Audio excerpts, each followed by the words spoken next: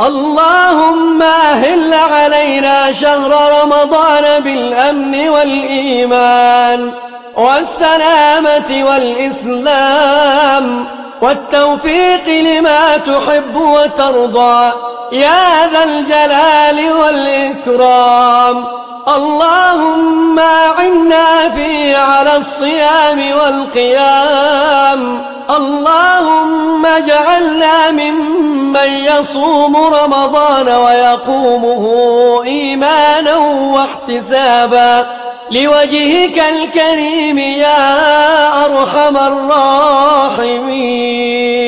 اللهم سلمنا لرمضان وسلمه لنا وتسلمه منا متقبلا وجعلنا فيه من الفائزين يا رب العالمين.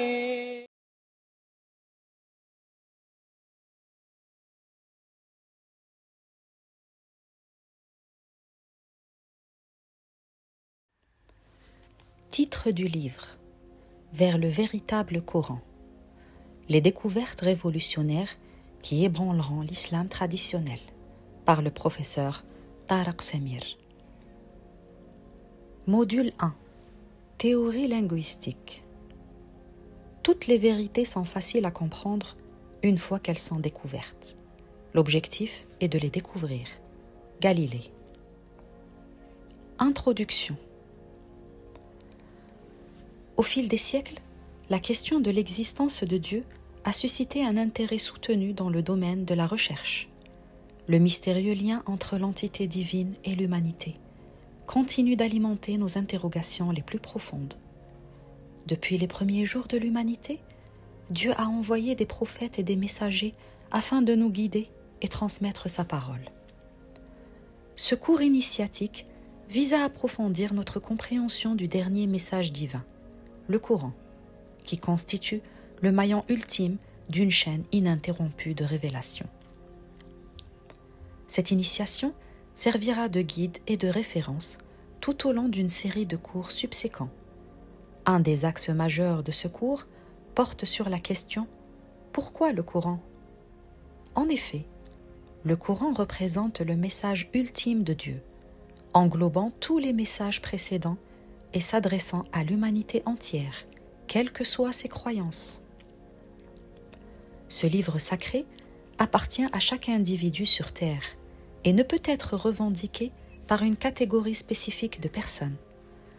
Il est interdit de l'imposer à autrui avec l'exigence de se soumettre, non pas à ces lois, mais à leur interprétation erronée, car chaque individu doit ressentir sa transcendance à son propre rythme.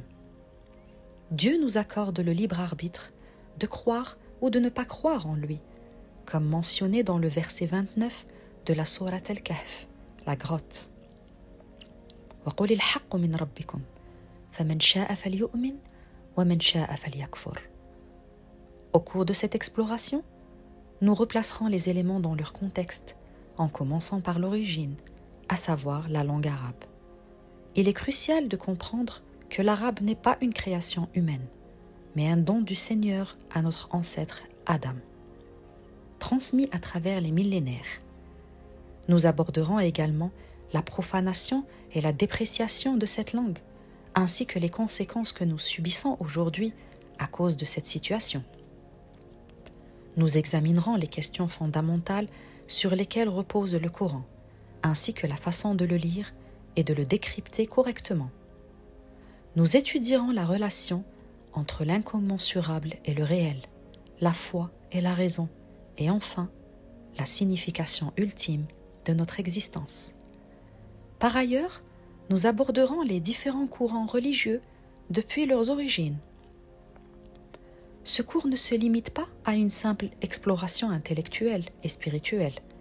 Il constitue le fondement même de tout apprentissage ultérieur. L'étude du Coran représente une discipline qui exige une implication totale de notre être et va au-delà de cela. L'être humain, en tant qu'entité complexe, d'une sophistication extrême, peut être comparé à une machine hautement performante. Le Coran, quant à lui, peut être considéré comme le manuel d'utilisation de cette machine. Reconnaissant notre ignorance quant à la pleine exploitation de son potentiel, sans risquer de l'endommager, nous réalisons qu'il est impossible de se passer du guide qui l'accompagne. Ainsi, nous nous aventurerons au-delà des concepts abstraits afin de découvrir comment le Coran peut nourrir notre existence quotidienne, donner un sens à nos luttes et nous aider à établir une connexion profonde avec Dieu.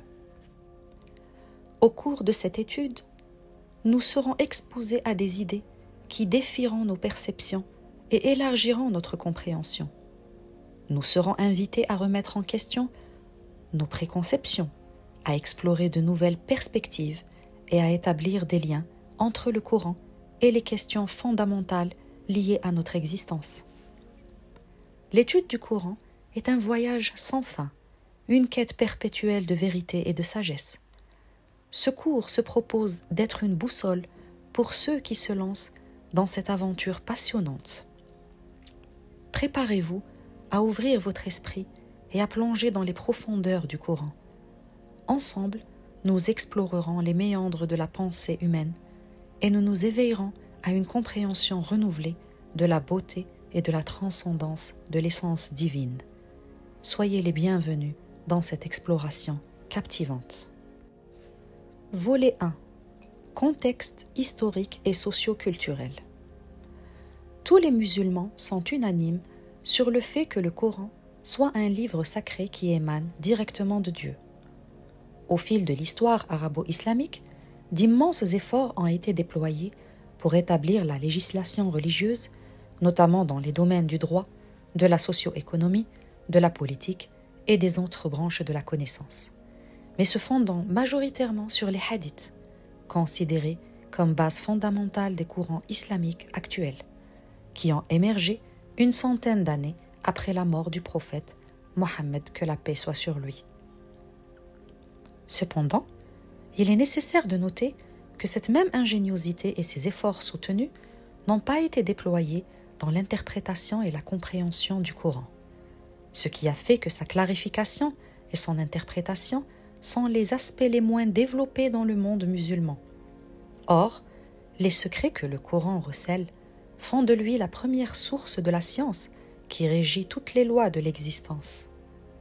Malheureusement, les musulmans ont une conviction profonde que le Coran est d'une complexité de vocabulaire inextricable.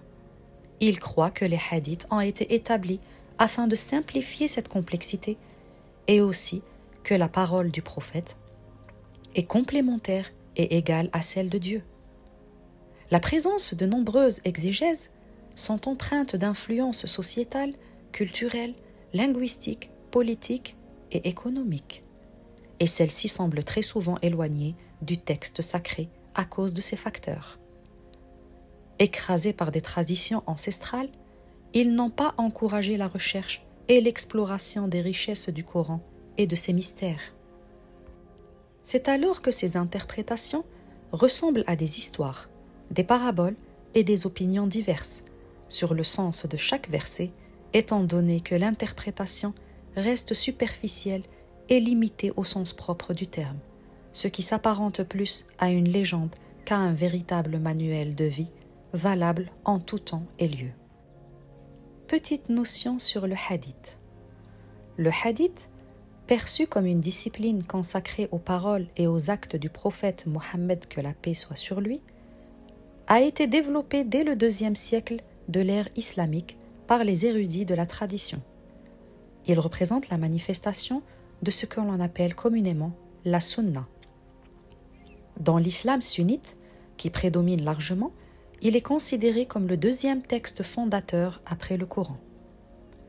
Contrairement à ce dernier, le hadith se compose de plusieurs recueils rédigés sur les dires de personnes sur plusieurs générations, voire sur plusieurs siècles après le décès du prophète. Il traite de cas jamais abordés par le Coran lui-même, comme la circoncision ou la lapidation. La comparaison entre le Coran et d'autres livres serait une entreprise impossible, car cela reviendrait à comparer Dieu à ses créatures et à réduire la portée et la singularité de sa parole. Il est essentiel de souligner que le Coran, texte sacré et unique, inégalé, et dont la structure reflète une harmonie parfaite. Le Coran est inimitable, tandis que les écrits humains, susceptibles d'erreurs, sont influencés par les limites et les imperfections de leurs auteurs. Le verset 30 de la sourate Al-Furqan atteste du témoignage désolé du prophète Mohammed, que la paix soit sur lui, lors du jugement dernier, preuve de l'abandon du Coran par son peuple, acte irréversible qui a fait que l'héritage devant être véhiculé fut perdu. وقال الرسول يا ربي إن قوم اتخذوا هذا القرآن مهجورا. Quel est le but de ce témoignage? Le prophète Mohammed, que la paix soit sur lui, a transmis un seul message, et c'était celui du Coran. Il n'a jamais voulu faire transmettre sa propre parole, et cette preuve est attestée par le hadith lui-même. Hadith référencié numéro 11 536. مسند أبي سعيد الخدري. عن أبي سعيد الخدري عن النبي صلى الله عليه وسلم قال: لا تكتب عني شيئا غير القرآن، فمن كتب عني شيئا غير القرآن فليمحه. Le hadith stipule ce qui suit: n'écrivez rien de moi à part le Coran, et celui qui écrit quoi que ce soit de moi hormis le Coran, qu'il l'efface. Ce cours marque le début d'un processus de renouveau, visant à exhumer des connaissances ensevelies depuis plus d'un millénaire. Cette entreprise nécessite des recherches assidues et des efforts colossaux, mais la clé de la compréhension réside dans l'ouverture d'esprit et la pureté de l'âme. En effet, bien que le Coran soit accessible à tous, la compréhension de ces connaissances ne sera possible qu'au cœur pur, comme précisé dans le verset 79 de la sourate Al-Waqi'a. La yamassahu illa al-mutahharun.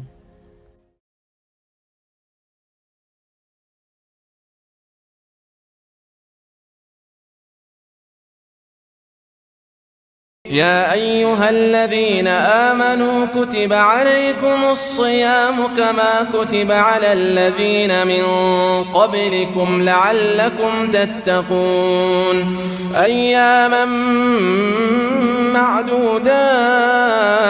معدودات فمن كان منكم مريضا أو على سفر فعدة من أيام أخر وعلى الذين يطيقونه فدية طعام مسكين فمن تطوع خيرا فهو خير له وأن تصوموا خير لكم إن كنتم تعلمون شهر رمضان الذي أنزل فيه القرآن هدى للناس وبينات من الهدى والفرقان فمن شهد منكم الشهر فليصمه ومن كان مريضا أو على سفر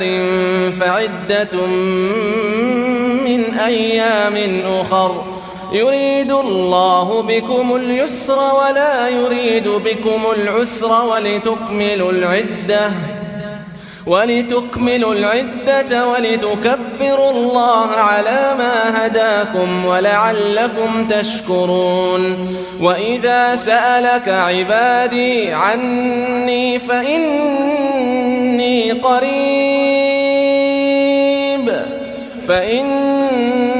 قريب أجيب دعوة الداعي إذا دعان فليستجيبوا لي وليؤمنوا بي لعلهم يرشدون أحل لكم ليلة الصيام الرفث إلى نسائكم هن لباس لكم وأنتم لباس لهن علم الله أنكم كنتم تختانون أنفسكم فتاب عليكم وعفى عنكم فالآن باشروهن وابتغوا ما كتب الله لكم وكلوا واشربوا حتى يتبين لكم الخيط الأبيض من الخيط الأسود من الفجر ثم أتموا الصيام إلى الليل ولا تباشروهن وأنتم عاكفون في المساجد تلك حدود الله فلا تقربوها كذلك يبين الله آياته للناس لعلهم يتقون